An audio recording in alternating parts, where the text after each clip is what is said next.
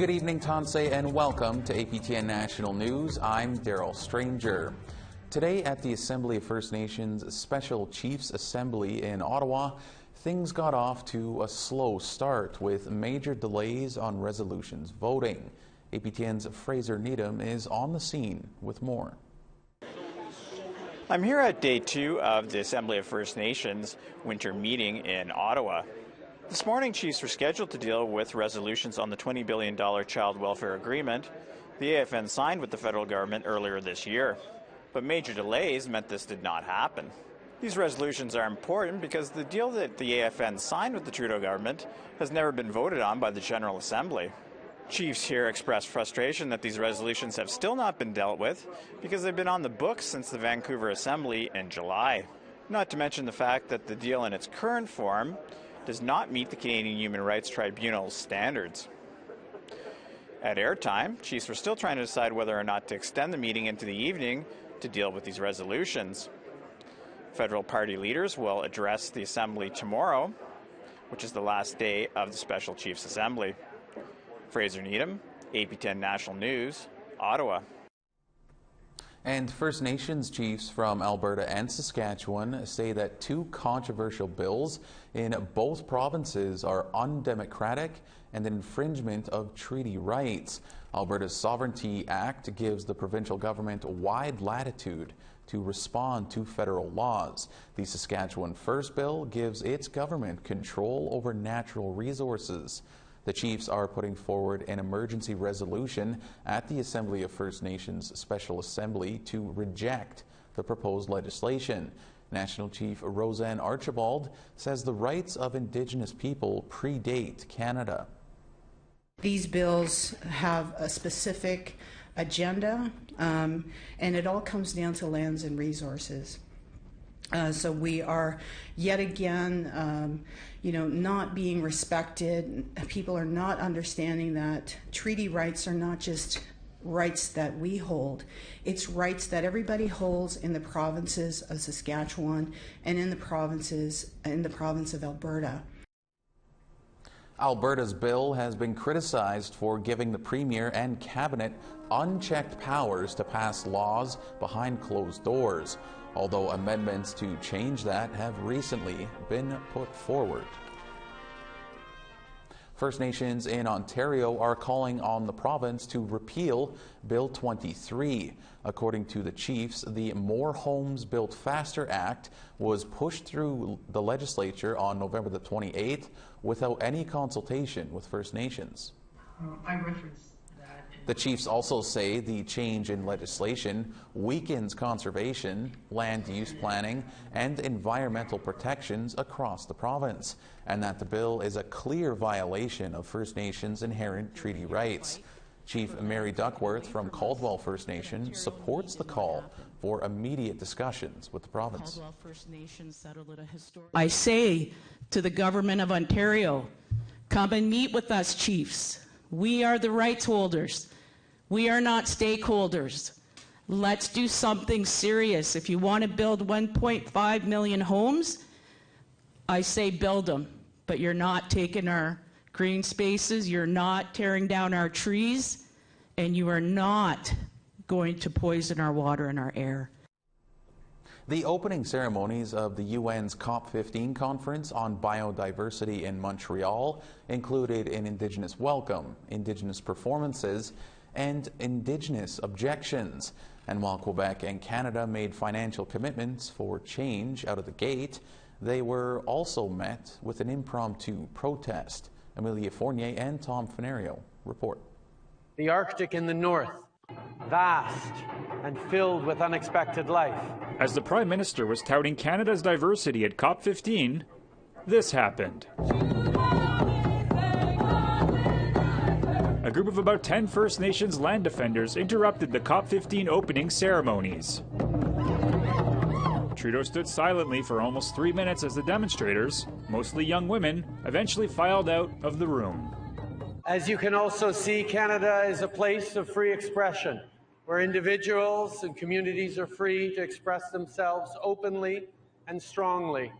and we thank them for sharing their perspectives. Longtime Ganyagahaga activist Alan Gabriel says the protest expressed what was on a lot of Indigenous people's minds. They brought attention to what is actually going on in Canada, that Canada is not the perfect country that it tries to portray to the rest of the world, that Indigenous people are the last people who get their rights respected, if at all. Back up on the podium, the UN Secretary General spoke against putting business before the environment, saying that we are at war with the planet and that governments must make it right. Plans that recognize and protect the rights of Indigenous peoples and local communities who have always been the most effective guardians of biodiversity. It wasn't all just talk at the opening.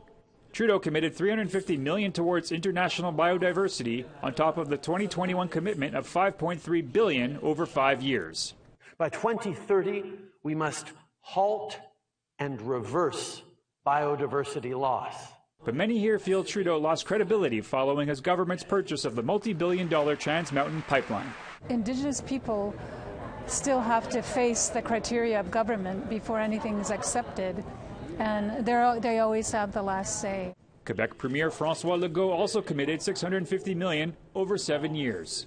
We will support the creation of new protected areas initiated by Indigenous peoples, and we will also make use of the expertise of Indigenous peoples in order to preserve biodiversity. But the Legault government has recently been pushing for environmentally disruptive projects like lithium mining and hydro dams. Gabriel says big government can't have it both ways. And I think that's the weakness of Canada, is there's a lot of rhetoric, there's a lot of stuff on paper, but in actuality, none of those things are really being implemented. COP15 will run until December 19th in Montreal. A story by Emilia Fournier, APTN National News, Montreal. The rate of violence against Inuit women is 14 times higher than the national average. That's why it's no surprise that the National Day of Remembrance and Action on Violence Against Women drew a crowd in Iqaluit. Around 100 people gathered at Iqaluit's Four Corners intersection to support victims of violence. From there, it was a brief march to Iqaluit's museum. Nunavut has the country's highest rate of female victims of family violence. The territory also has the highest rate of crime reported to police in the country. And when it comes to violent crime, it sits at 6 times the national average. All right, we have to step aside for a short break. We'll have more news when we come back.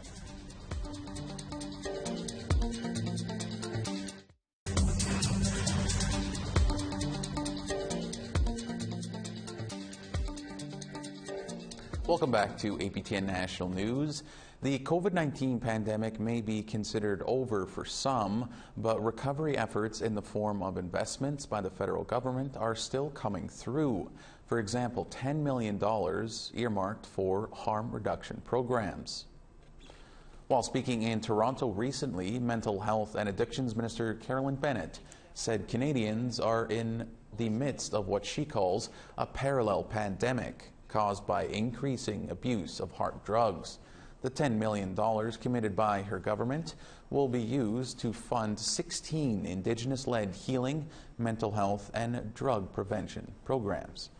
When you see someone who's intoxicated and ask what's the matter with them, you have to know you're asking the wrong question. The question is what happened to them. And that's why dealing with trauma-informed and the effects of colonization, we have to have everybody aware about really the path to sort of a difficult and now dangerous behavior because of the toxic drug supply. Tom Jackson has been going across Canada to help raise money for many important causes in different Canadian cities, and last night he made a stop in Winnipeg with his Stories, Song and Santa Causes tour. Take a look. God rest ye merry gentlemen, let nothing you dismay. Remember Christ our Savior was born upon this day to save us all from Satan. So leap, learn, laugh. And what would the last one be? Love. Exactly. That's a social prescription. So when you're not feeling up to par,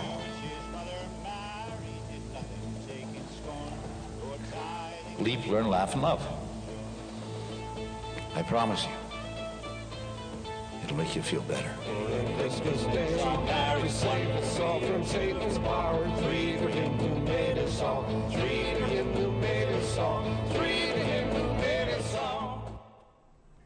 Tom has been doing concerts like this for over 3 decades, and his efforts have raised an estimated $250 million in cash and in-kind donations for food banks and disaster relief. I spoke with Tom a little earlier this week. Tom, it's great to have you join us here in studio. Now, many people will be familiar with your long-running holiday show, the Huron Carol, but what can people expect with this Stories, Songs, and Santa Clauses tour? We have a commitment to bring people joy, to make them happy, because happy is healthy. And if we can make them happy, we can make them healthy. And if, in fact, we do that, we get to lift this weight that's been on people's shoulders for 2 years. And we've learned to live under the impact of COVID, but we have to get out of that. And we have to figure out how to have our children laugh, figure out how to make love a verb. Well, we don't actually have to figure that out, because we already know that, right? I mean, Christmas is a verb. That's why I don't just celebrate Christmas this year. Be Christmas. Right, yeah. You've always done that anyway. I mean, for as long as you've been alive, Christmas was always a special event. And it was always special for children. And it's more important this year to concentrate on your children than it has ever been, because of the impact that this globe has had on our children. When they sit in front of televisions and they watch the news, or you hear about the impact of this conflict in overseas, and they get depressed. So we have to change that, right? Give them a hug. There's a difference between a hug and a hold, by the way. You can give them a hold. This is a hug. Okay, that's a hug. This is a hold. Well, certainly well said there, Tom. And now, as we mentioned in the intro, your philanthropy work over the decades has raised roughly like $250 million for those in need. Why has this work been so important for you? Well, it's become my oxygen. I don't know what I would do if I wasn't in the world to help someone else. So I made a deal. I'm an old pool player, so I keep my deals. And I made a deal with a stranger who visited me 34 years ago. And I was living in this space that I was the architect of. It was a dark space. And this angel came to visit me, right? Real or not, said to me, I'm going to make you a deal if you want. I'm going to send you an angel that's worse off than you. And if you help that angel, I'm going to help you. So I took the deal, and I said, how will I recognize the angel? And he said, you won't. So I went looking, and I found that there were lots of angels that were worse off than me. And that brought me here to you. And Tom, your Christmas tour is in support of food banks. Did you ever think that after all of these years of helping to raise funds for food banks, that need would continue to grow? I think I knew that. There's always a gap between the haves and the have-nots, and that gap seems to be widening. And yeah, there are greater solutions that I possess. I'm just a Band-Aid guy, but I'm going to keep them alive and happy until you figure it out. And you've received just about every major honor there is in Canada. I mean, the Juno, the Gemini Order of Canada. Is there any other achievement you'd like to check off your own Christmas wish list? I think that I'd like to have those accolades that were bestowed upon me, have them bestowed on the leadership that makes change now, today. I mean, our leadership, First Nation people, have leaders who make significant difference. I was in Kamloops just the other day, meeting with the chief, and the kind of things that she's doing over there need to be recognized. It's not just us looking for reconciliation. It's us teaching reconciliation. It's us leading others, show them that we can help them. Right? It doesn't mean that we have to be like this. It means like we can go like this. Yeah. You know, and that there's a good lesson to be learned with that. We can lead by example. We can lead by helping others. Well, Tom, that's a great way to end our little discussion here. Again, thank you so much for coming in and joining us and sharing a bit of your wisdom and your knowledge. Yay. There's something that you can do. Stay with me for a minute. When we finish this conversation, I'd like you to go to the phone, wherever you are. Go to the phone, pick it up, and call somebody and tell them that you love them, and ask them to do the same thing. Because you know what's going to happen?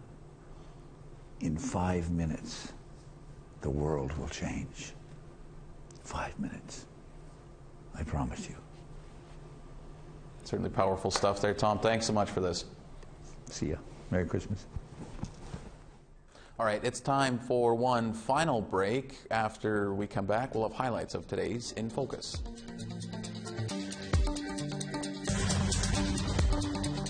Welcome back. It's time now for our photo of the day. Our viewer Pearl McCarthy sent in this great shot of a sunrise she was able to enjoy just yesterday. Now, Pearl did not mention where this was, so maybe she's keeping this beautiful area a secret from us all. Thanks so much for that, Pearl. You can send your photos to share@aptn.ca, and don't forget to include any details that can help us enjoy the photo. Now let's take a look at tomorrow's weather forecast. We start on the East Coast, +5 in St. John's and 9 degrees in Halifax. 1 degree in Happy Valley Goose Bay and -13 in Kuujjuaq. 1 degree in Quebec City and -12 in Val-d'Or. 3 degrees in Toronto and -7 in North Bay. -13 in a mix of sun and cloud in Timmins and -13 in Sioux Lookout. -27 in Churchill and -21 in God's Lake. -16 in Barons River and clear and -11 in Winnipeg. Clear and -12 in Regina and -14 in Saskatoon. Snow and -14 in Buffalo Narrows and snow and -24 in Stony Rapids. Making our way west, snow and -11 in Fort Chipewyan and -11 in Peace River. -5 in Edmonton and -1 in Calgary. 7 degrees in Tofino and 4 in Campbell River. 3 degrees in Sandspit and -20 in Fort Nelson. Some snow and -12 in Beaver Creek and -6 in Whitehorse. Snow and -32 in Norman Wells and -20 in Yellowknife. -25 in Inuvik and -27 in Colville Lake. -29 in Cambridge Bay and clear and -29 in Arviat. Snow and -24 in Iqaluit and -9 in Iqaluit. A First Nation in British Columbia and the Provincial Ministry of Indigenous Relations have received a Public Service Award for signing a unique agreement. As part of treaty talks, Hatzel First Nation will run a ranch bought by the province. The ranch now provides beef for band members. APTN's Lee Wilson has more. Hatzel First Nation have been in treaty talks with the BC government for decades. They were running into challenges because privately owned rangeland was part of their traditional territory. Last year, BC purchased a ranch, equipment, along with the Crown land, to lease to the First Nation, which will be transferred to the nation when the treaty is finalized. We have worked through our treaty process, negotiations and whatnot, and they had to think of an outside-the-box concept in regards to our negotiations for the range land that's all around our statement of intent area. The first of its kind agreement was recently recognized with the BC Public Service Regional Impact Award, which recognizes a program or project benefiting an area. According to Hassel Chief Sherry Sellers, food security has been a challenge due to low moose populations. The nation purchased beef from their ranch to provide to band members this Christmas, which we give out actually at Christmas time. So it really helps the people get through after Christmas and whatnot. Because of the lack of ability to do our moose hunting and whatnot in this area, there's such low counts and whatnot. So that's been helping us. Sellers views BC purchasing the ranch and leasing it to the nation as a good start to reconciliation. But getting to the point where the land is part of their territory completely is what she truly wants for the nation. In reality, I'd love to see us just be able to retain all of the land that's attached to the ranch, as well as the ranch itself, and it just to be put into our name, simple as that, and become a part of our reserve. That would be the best reconciliation to see. Lee Wilson, APTN National News, Kitimat. This week on APTN In Focus, we put Indigenous content creators, TikTokers, and influencers in focus. Here's a highlight of our show and how the need for Indigenous content online is growing. I guess, what does it take to be successful on social media? And I mean, there's a need for the program and there's a need for more Indigenous voices on these platforms. So what do you guys think it takes to be successful on these platforms? Well, I think that it's always important to post authentically, and people really just want to see you at the end of the day, and the things that are important to you, and the things that you are excited to share. So for me, at least, that's what I try and focus on when I post. Do you have any advice for people wanting to follow in your footsteps or get into acting, or maybe stunt performing or anything like that? Do you have any advice? Well, just like I said, people are always going to talk, so you might as well give them something good to talk about. One thing that I notice come up a lot for people that are wanting to step into the spotlight is fear of what people think. And you just got to do you. And the more you share yourself and the more you share your heart, I find the more comes back to me in life in general. And I think it's so important to share who you truly are. Indigenous content creators is really important because it's showing the world who we really are, and not just being a stereotype or an encyclopedia reference of the past of what once was. It's been a tradition for a very long time. The reason why is because the baby feels safe and secure, and it makes them feel like they're in the womb again. To have these people look up to me is like, I have tears. All right, that's all we have for you tonight on APTN National News. For news anytime, you can head to our website, aptnnews.ca. I'm Daryl Stranger. For all of us here, thank you so much for joining us. Miigwech, and have a great night.